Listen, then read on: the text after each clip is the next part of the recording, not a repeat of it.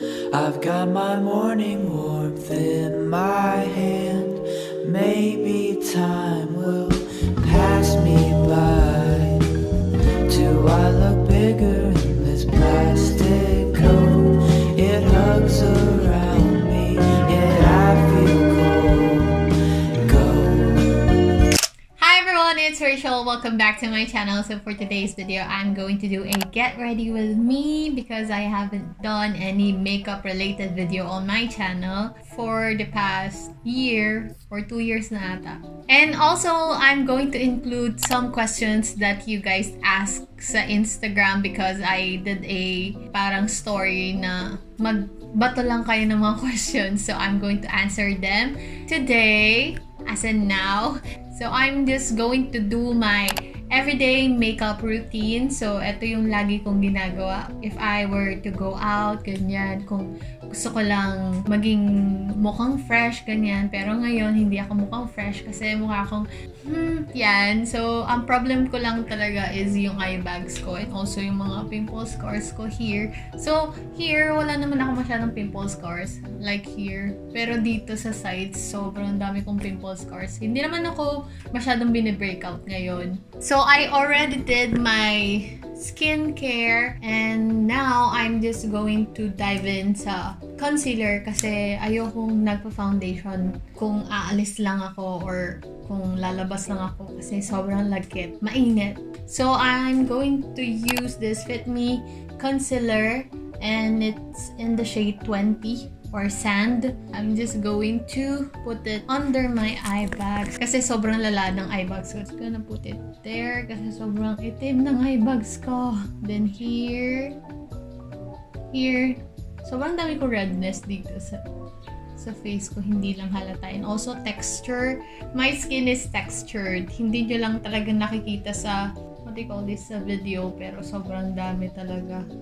Una muna tayo sa pinaka-basic na question na tinanong nyo, which is, ilang taon na ako? So, I don't know if halata ba or what, pero guys, magto-25 na ako sa November. 25 years old na ako, Diyos ko, ang tanda ko na.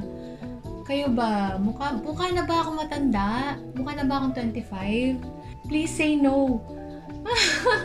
Next is, I'm going to use this eyebrow pencil from Daiso. And ayan yung ginagamit ko. As in, bumili pa ako sa Japan ng gantong eyebrow pencil. Even though meron naman ata dito. Pero ang ganda lang kasi niya. It's very smooth lang. And then, ang bilis lang niyang mag-apply. So, next question is, with the amount of clothes you already have, will you repeat an outfit?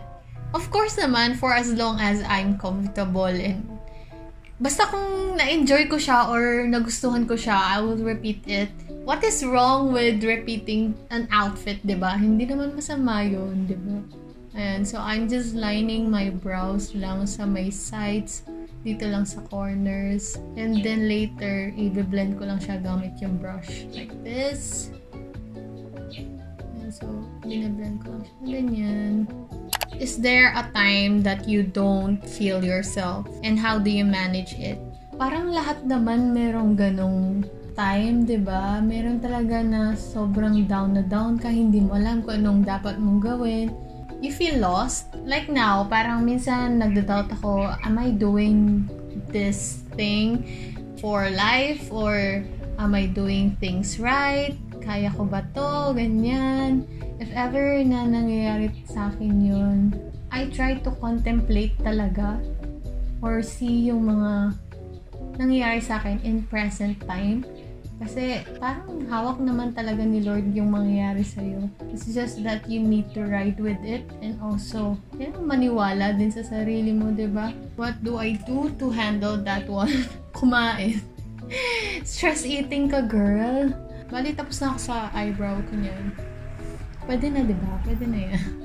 How do you come up with so many creative ideas? Guys, kung alam nyo lang kung paano ako nasa-stress, every single time na nag-upload ako, like, nakaka-pressure din kasi parang kailangan mong tumbasan ng effort yung next na i-upload mo. Like, kailangan maganda din yung next na upload mo, ganyan.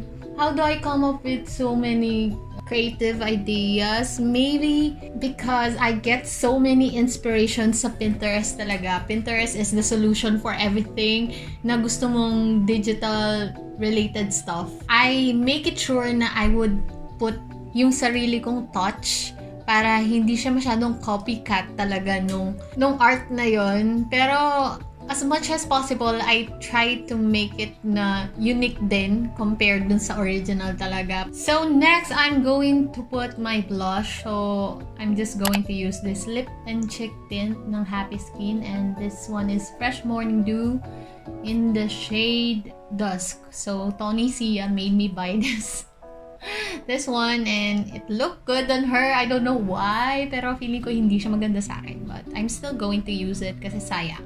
So next question is, where do I edit my videos? So feeling ko nasagot ko na to ng ilang beses na. So I edit my videos on KineMaster. So phone lang ang gamit ko sa pag-edit because I'm still not used to editing sa my laptop ko kasi feeling ko ang hirap niyang gamitin and parang mas complicated, parang ganon. Feeling ko mas relax ako kapag gamit ko yung phone ko kapag nag-e-edit ako. How did you develop your skills in editing? You mentioned that you use Inspo for collage, but how about your videos? Even the teasers in your stories are well edited. For my videos, I always get inspirations on Korean YouTubers. So, sa kanila ko talaga galing yung ganong pag-edit. Pero, feeling ko yung paggamit dun sa application na yun, depende talaga sa tao. Feeling ko, magaling lang talaga ako magkalikot ng mga bagay-bagay. If I want to learn something, I try to search it sa YouTube kung paano siya gawin. Ganyan. If ever kaya ng application na KineMaster, then go, ganyan. Pero, you just need to play around with the application, ganyan, para magamit mo siya talaga. Eto, a lot of you are asking, how do I save so much money for my hauls? Pero I don't know if you guys notice, I always put kung anong shop yung nagsusponsor sa akin, like in partnership with, or this video was made thanks to, ganyan. So, all of my hauls, not all, pero parang almost all of my hauls are sponsored by Shopee shops. As much as possible, I pick kung ano talaga yung gusto ko dun sa shop nila. Hindi sila yung pipili dun sa shop nila nang ipopromote ko. So, yung napopromote ko pa rin is yung kung ano yung gusto ko and feeling ko magugustuhan nyo. I'm also going to use that lip and cheek tint sa eyelids para medyo may kulay naman siya, diba? Advice for those who wants to start vlogging. Start now, guys! Parang lahat naman ng tao is nasa bahay, so they always watch videos, diba? Yung mga YouTube. So start now. And basta do what you think you love. Huwag niyo masyadong pressurein yung sarili niyo na kailangan within this month meron na akong ganyang subscribers, ganyan. Take it as a smooth journey, guys. Hindi kayo agad-agad mapupunta doon kasi parang napipilitan lang kayo. Dapat talaga nag-enjoy kayo sa ginagawa nyo. What is my full name? So, i-curl ko lang yung lashes ko. So, my full name is Rachel Marie Malit, ganyan. So, don't call me by my second name. Hindi ko talaga siya gusto. In here, sa Pampanga, they call me RM. Kasi nga, Rachel Marie. So, yung dalawa lang na yun, pinag-combine. And, ang problem ko lang talaga sa lashes ko is sobrang ikli nila. Parang wala lang, ganon. So, tips for opening a YouTube channel, fashion content. I might open po kasi a channel sa vacation. Yay! Congrats! So, dahil bakasyon na nga din at matatapos na yung school year nyo, I think my advice if you ever do a fashion-related content is be unique. Makikita nila yung pagka-unique mo sa iba. Kagaya ko, as much as possible, I try to make my content like pare-pareho kasing hauls yung ginagawa ko. So as much as possible, lahat ng mga hauls ko is gusto ko iba-iba sila para whenever I upload a video, parang bago sa paningin ng mga tao yung nakikita nila. Sobrang daming fashion-related content sa YouTube, and a way for you to be recognized or para mapansin ka is to be unique. Yun na yun. Next is I'm going to put this Careline Makeup Long and Curl Mascara. Ito, nabili ko sa Japan and I'm so in love with it kasi sobrang tagal niya talaga sa eyelashes ko. But, yun lang yung problem niya. Ang hirap niyang tanggalin. What does a typical day in your week look like? Well, sobrang boring ng life ko. So, either nakahiga lang ako, nag-edit, ganyan. Nag-film ng video. Nandun lang sa tatlo. Or kumakain. Another question na nare-receive ko sa inyo is, what's my workout routine? Eh, hindi talaga ako nag-workout, guys. So, I don't really work out kasi hindi kaya ng katawan ko and hindi kaya ng stamina ko ang pag-workout. Ayun yung reason kung bakit hindi ako nag-workout. Pero, oh my God! Did I just put... Oh my God! Kaya hindi talaga akong makeup guru eh. What's your thoughts about people saying you're one of the most underrated YouTuber? Wow! I feel flattered! Grabe naman kayo. Pero I think na merong mas deserve. As in, sobrang konti ng subscribers nila pero ang ganda ng content na pinuput up nila sa YouTube channel nila. I don't think I'm not the only one. Pero I feel thankful na ganyan kayo mag-support sa akin. So happy, guys. Naiiyak na ako. Sobrang passionate ako when it comes to editing na kapag parang nare-recognize yung mga edits ko. Sobrang happy ko. Like, parang babies ko sila. I feel proud whenever someone recognize my editing, di ba? Do you not want to pursue being medtech? Tell us about your medtech stories. If you guys don't know, I'm a registered medical technologist. So last year, I'm still working pa. Last year, 2020, March. Hanggang doon yung last na work ko. Pero I quit my job because I found my passion, my happiness, which is this one, being a YouTuber. I'm just happy na nandito ako sa field na to kasi nung medtech ako, I'm not happy. Before that, guys, I'm going to use this Too Cool art class by Rodin Contours. Di ko alam kung anong shade to, pero parang iisa lang naman to. I'm just going to contour my face. Ayun, so back to the kwento. Feeling ko hindi sapat yung years na pinag-aralan ko na pagiging medtech. And also yung work. As in, sobrang hirap ng workload. So, ayun, feeling ko hindi talaga ako masaya. So, I quit my job, then decided to do this YouTube thing full-time. I handle my time. Ako yung boss ko. Sarili ko yung boss ko. So, walang nag-uutos sa akin. Walang whatsoever. I feel free. Kung anong gusto kong gawin, nagagawa ko.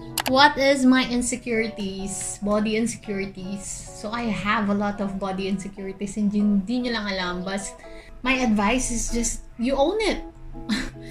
Feeling ko, tayo lang naman yung nakakakita nun or nakakapansin ng mga insecurities natin.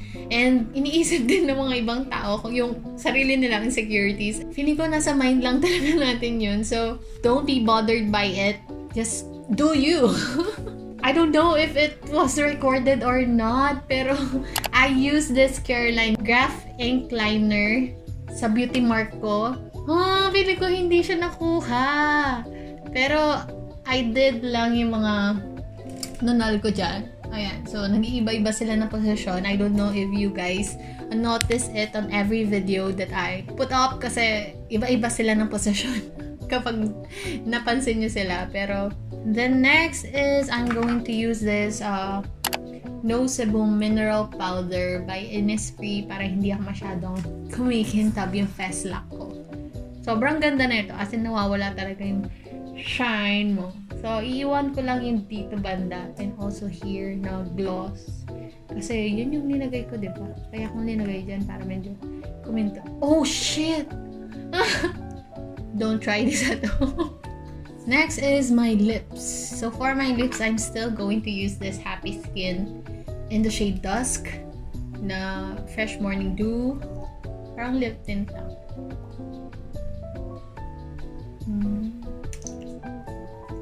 And then, papatungan ko lang siya ng lip gloss from Ever Belena Vinyl Lip Gloss. So, i-apply ko lang siya dyan sa lips ko. So, next na napansin ko na question is, ito. I can see some beginners imitating you and how do you do your vlogs? Is it okay with you? Akin okay lang. Kasi ako, me myself, I'm going to be honest, hindi talaga akong, parang hindi ko naman talaga idea yung mga ginagawa ko. So, that is it. Feeling ko yun lang naman ang ginagawa ko. Kapag ginagawa ko. I think I'm going to add this false lashes, parang magnetic lashes sa ends ng eyelash ko. Bali, nabili ko to sa Shopee. Parang full lashes talaga siya. Pero, hinati ko siya into 2. Kasi, wala lang. Gusto kong i-try na dito lang siya sa edge ng eyelash ko. Pero, ayan. Sana maganda siya matignan, di ba? Pero as much as possible, gusto ko close talaga sa lash line ko. Ayan. Ooh! Ang ganda niya, di ba?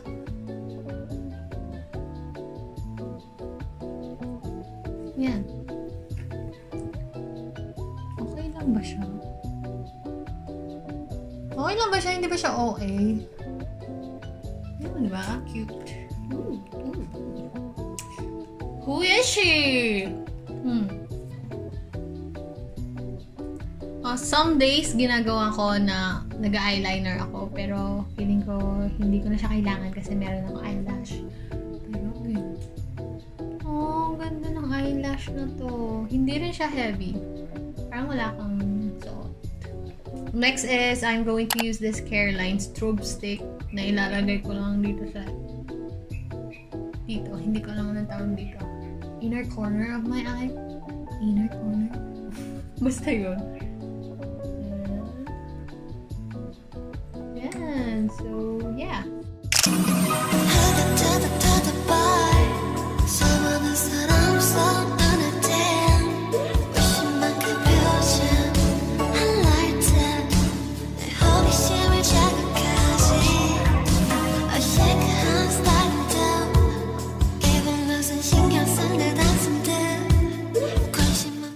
Tatapusin ko na rin doon yung mga questions nyo kasi feeling ko mag-iisang oras tayo kapag ginawa ko pa siya or dinugtungan ko pa siya. Pero thank you so much for asking, you guys. Thank you for the support. Thank you for always watching my videos, and I feel so happy whenever you guys would comment sa videos ko. So yeah, I hope you enjoyed today's video, and comment down below if you guys want more sit down videos like this kasi kung gusto nyo, gagawin ko.